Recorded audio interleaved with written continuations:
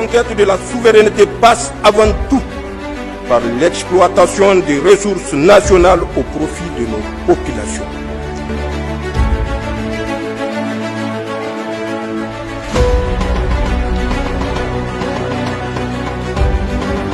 Le Conseil des ministres se réunit ce jour, vendredi du juillet 2025, dans la salle habituelle des délibérations sous la présidence de son Excellence, le général d'armée Abdrahmane Tiani, président de la République, chef de l'État, président du Conseil des ministres. Le Conseil des ministres, après examen de points inscrits à son ordre du jour, a pris d'importantes décisions. Les conclusions avec Aïchatou Bawa. Au titre de la présidence de la République, le Conseil des ministres a adopté les projets de texte ci-après. Projet de décret fixant les conditions générales et les modalités de reconnaissance d'utilité publique à un WACF d'intérêt public de la haute autorité du WACF.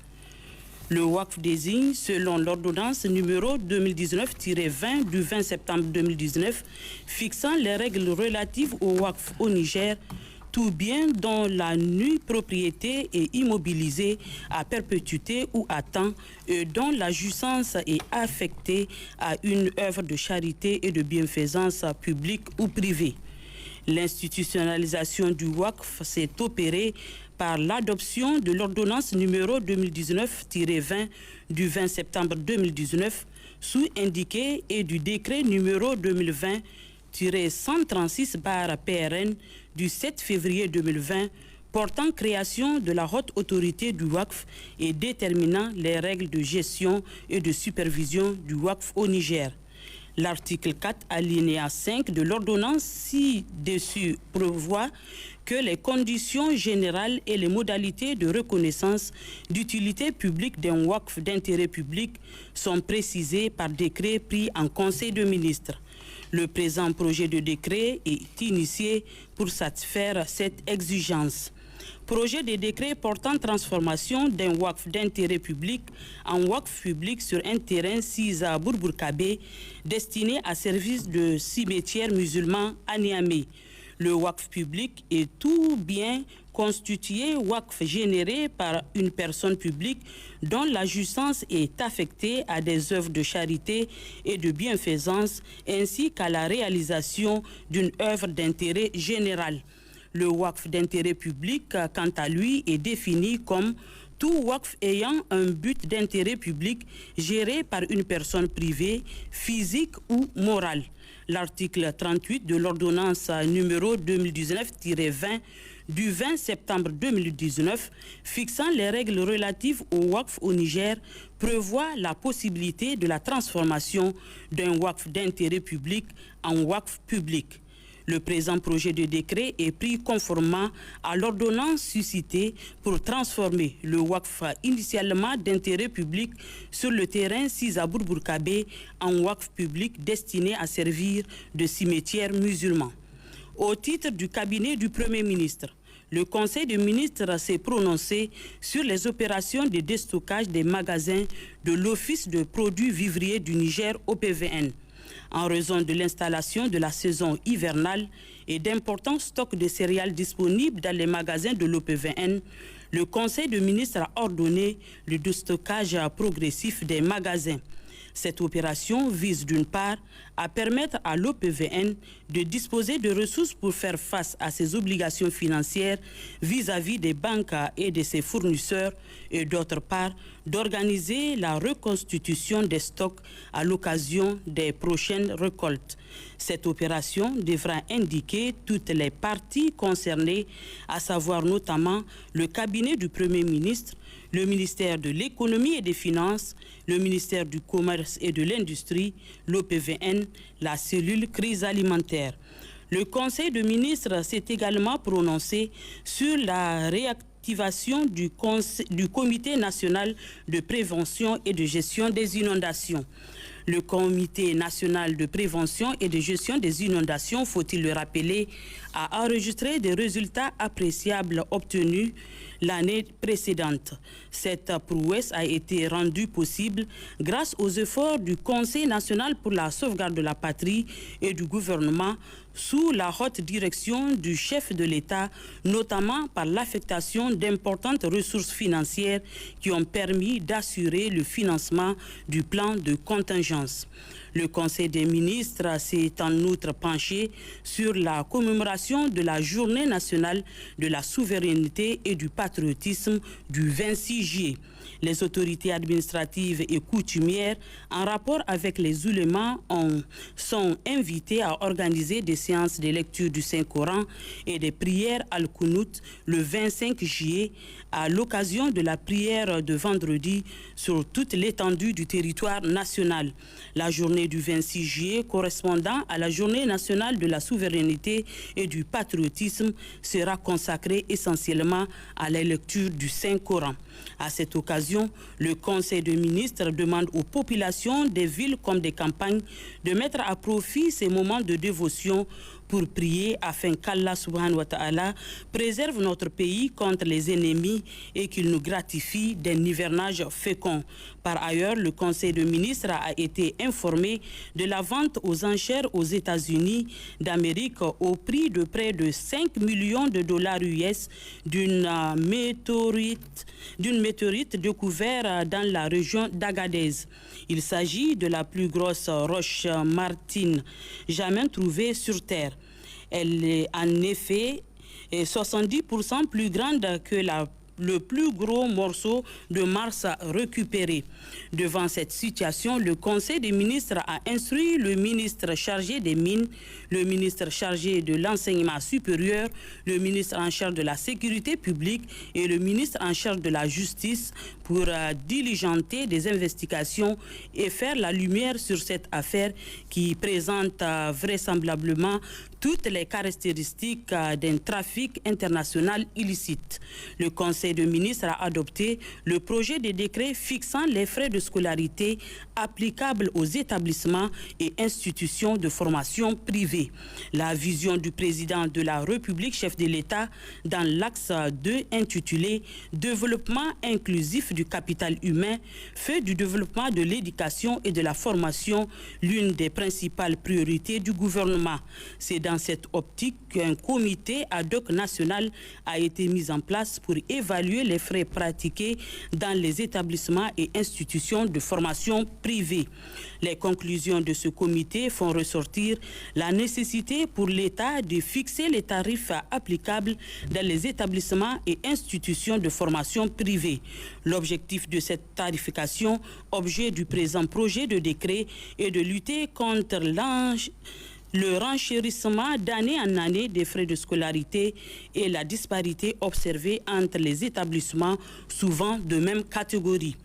Au titre du ministère de l'Environnement, de l'Hydraulique et de l'Assainissement, le Conseil des ministres a adopté le projet de décret portant réglementation de la teneur du plomb total dans les peintures et les revêtements assimilés. La peinture et les revêtements assimilés constituent des ressources importantes d'exposition au plomb. En effet, l'utilisation du plomb dans les peintures et les revêtements sont à l'origine d'importantes contaminations de l'environnement et de nombreux problèmes de santé.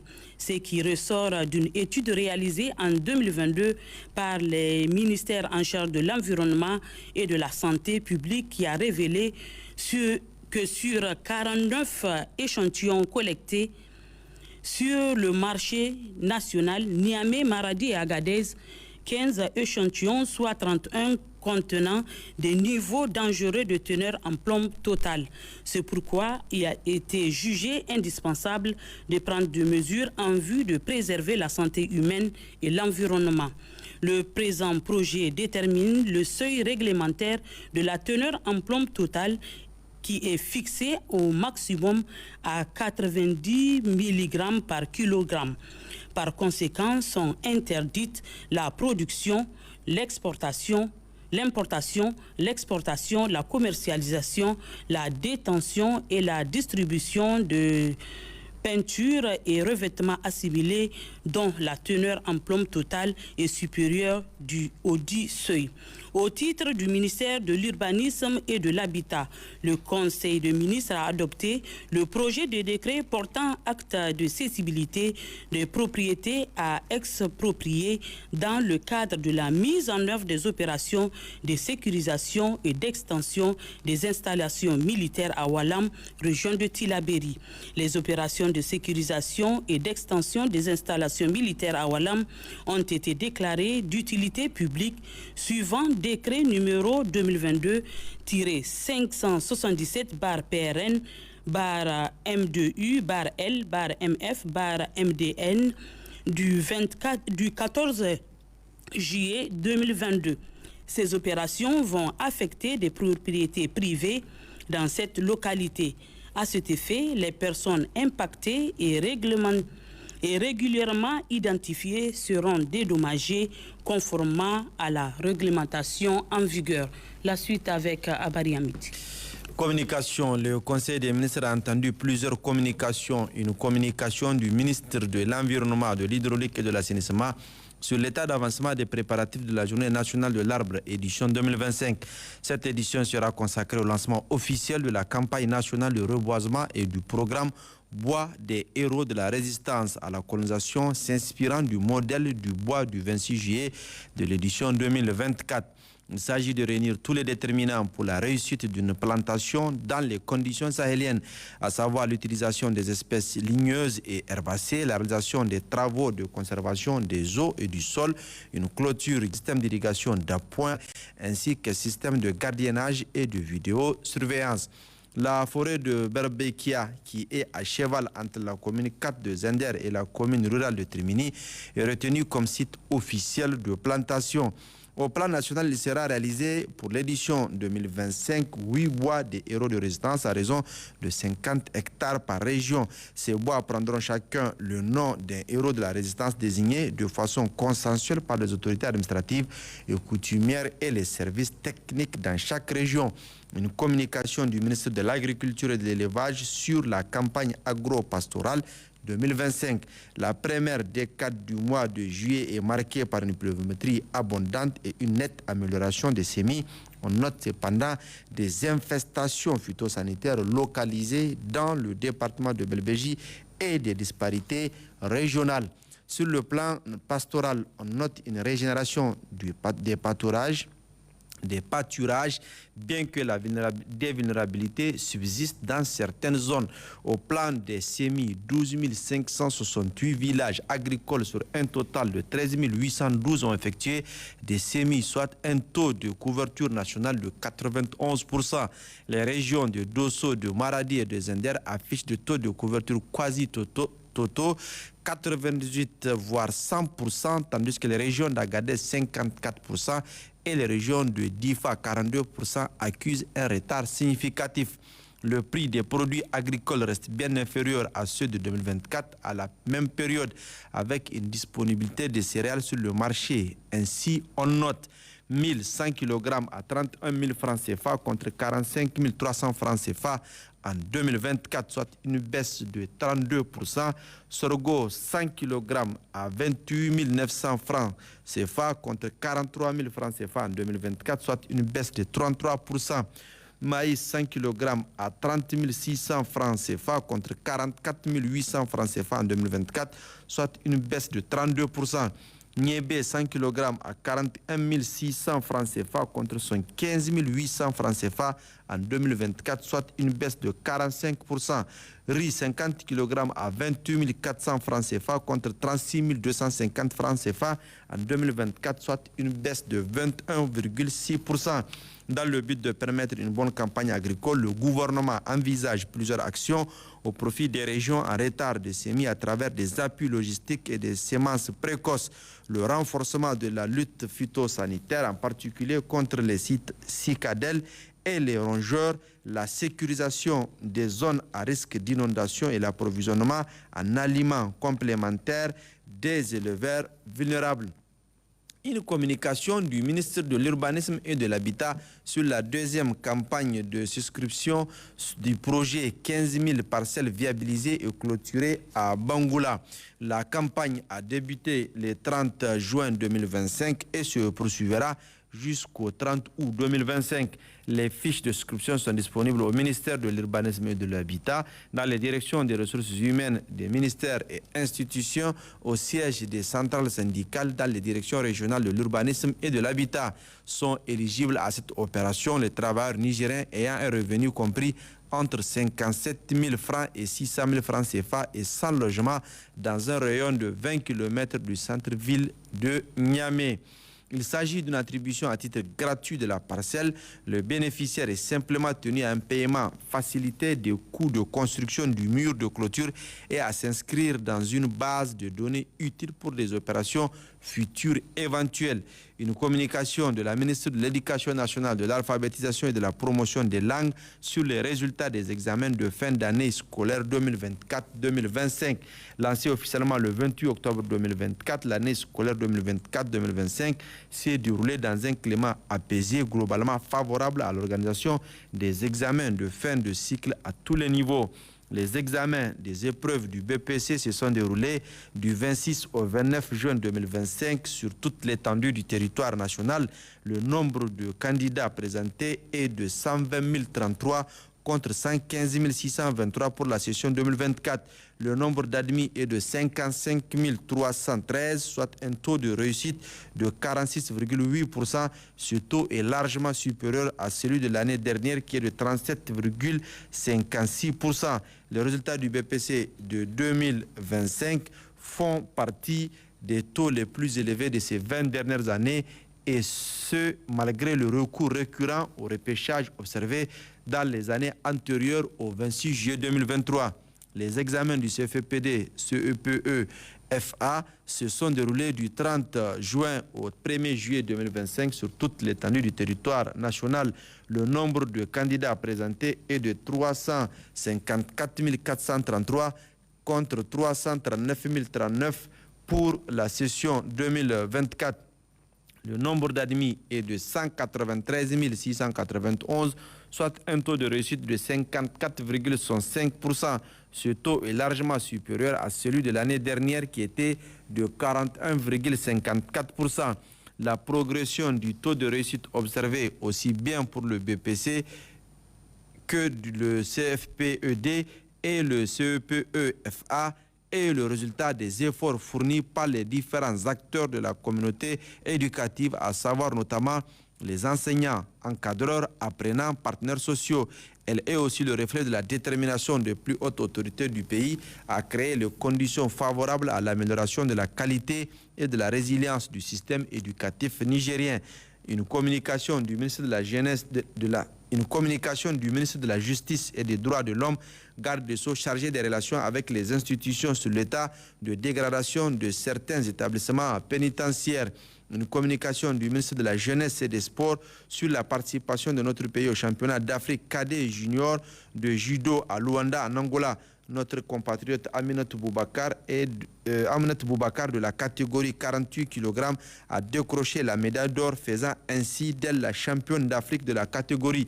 Elle a brillamment remporté ses combats face aux judokas de l'Algérie, de la Tunisie et du Sénégal. Une performance exceptionnelle qui honore notre pays et qui a fait retentir l'honneur de la patrie au Palais des Sports de Luanda. À cet effet, le Conseil des ministres salue et félicite la championne d'Afrique pour cette performance. Communication relative au marché public. Une communication du ministre d'État, ministre de la Défense nationale, relative à un marché public d'acquisition de la couverture en assurance des aéronefs au profit des forces armées nigériennes. 2 communications du ministre de la Santé et de l'Hygiène publique relatives au marché public de fourniture de consommables d'hémodialyse au profit des services de néphrologie de l'hôpital Amirou Boubacar Diallo, de fourniture et d'installation des équipements et dispositifs médicaux pour les formations sanitaires de la région de Tillabéri. Des 2 communications du ministre de l'Agriculture et de l'Élevage relatives au marché public, des travaux de réhabilitation des aménagements hydro-agricoles de Gawati Kaina 1, 50 hectares, Gawati Kena 2, 80 hectares et Kessa, 110 hectares dans la région de Dosso, d'achat de 35 000 tonnes d'engrais au profit de la Caïma. Une communication du ministre de l'Enseignement supérieur, de la Recherche et de l'Innovation technologique relative à un marché public des travaux de construction du bâtiment de la bibliothèque universitaire centrale de l'université Abdou Moumouni nationale de l'alphabétisation et de la promotion des langues relatives au marché public d'acquisition des fournitures scolaires, d'acquisition de matériel roulant au profit de l'unité de coordination du projet des unités régionales d'appui technique dans le cadre du projet Niger-Lire. Toutes ces communications sont faites à titre d'information conformément aux dispositions de l'arrêté numéro 018-PM-ARCOP du 18 janvier 2023 fixant le seuil dans le cadre de la passation des marchés publics qui dispose à son article 13 alinéa 1er que tout achat public dont le montant est égal ou supérieur à 300 millions de francs CFA hors taxe sur la valeur ajoutée doit faire l'objet d'une communication préalable en Conseil des ministres de la part du ministre en charge du secteur concerné. L'ordre du jour étant épuisé, le président de la République, chef de l'État, a levé la séance. Signé le secrétaire général du gouvernement, Mohamed Lawali Roufaï. Suite de ce journal avec la lecture du Saint-Coran suivi d'Al-Qunut et des invocations cet après-midi à la grande mosquée du Petit Marché de Niamey, initiative qui émane de l'administrateur délégué de la ville de Niamey, a vu la participation des membres du Conseil national pour la sauvegarde de la patrie, CNSP, et du gouvernement, ainsi qu'une forte mobilisation de la population venue pour la circonstance. Mustafa Amadou, Idrissa Omarou. La conquête de la souveraineté passe avant tout par l'exploitation des ressources nationales au profit de nos populations.